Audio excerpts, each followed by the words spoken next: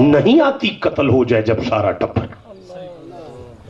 اگر کسی کے گھر کو آگ لگ جائے نماز نہیں 1122 یاد آتی ہے شاہ جی, نماز نہیں یاد آتی.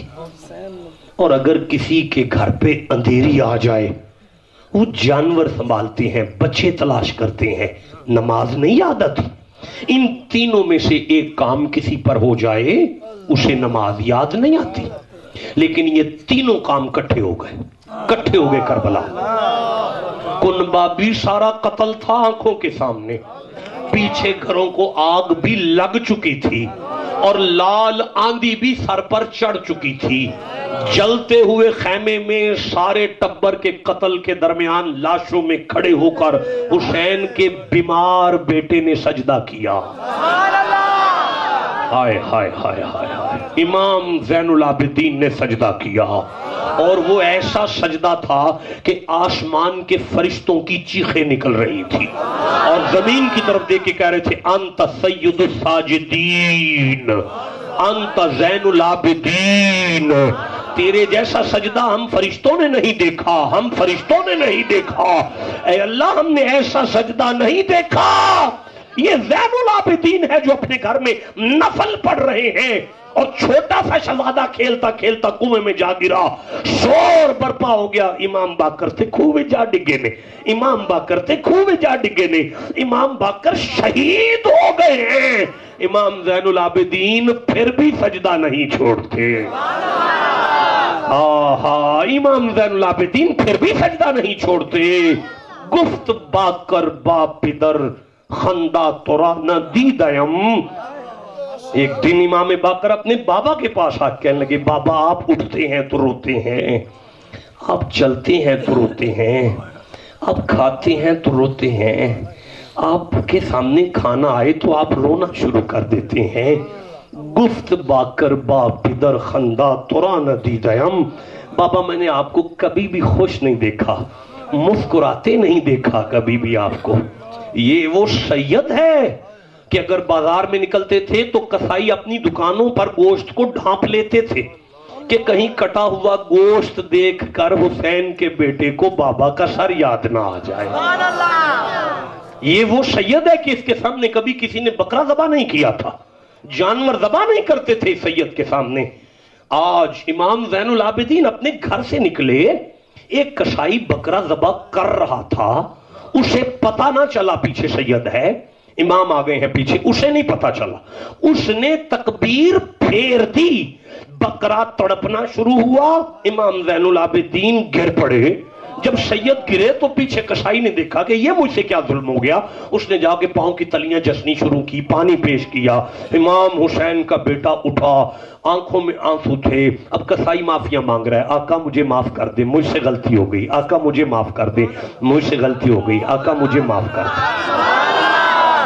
اس کے سر پہ ہاتھ رکھ کے کہتے ہیں کس بات کی معافی مانگتا ہے, تو نے تو میرے نانا کی شریعت پوری کی ہے.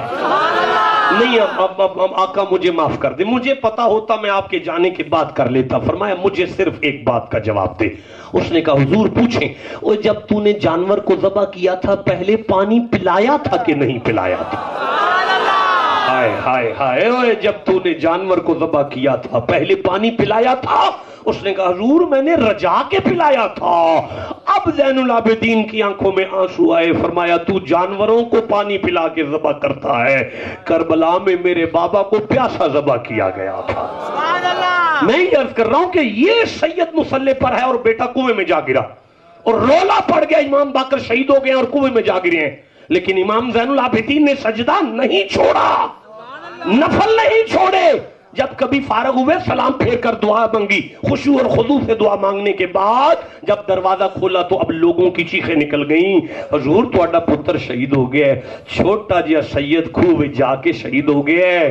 بھئی مجھے کربلا کا وہ منظر یاد آ رہا ہے کہ جب اس پورے لشکر کو رسیوں سے باندھ کر یزید کے دربار میں لے جایا گیا تو اب یزید کے دربار میں مولا علی کی صاحبزادی اعلان کرتی ہے, کوئی ہے جو میری رسیوں کو کھول دے, میں نے ظہر کی نماز پڑھنی ہے.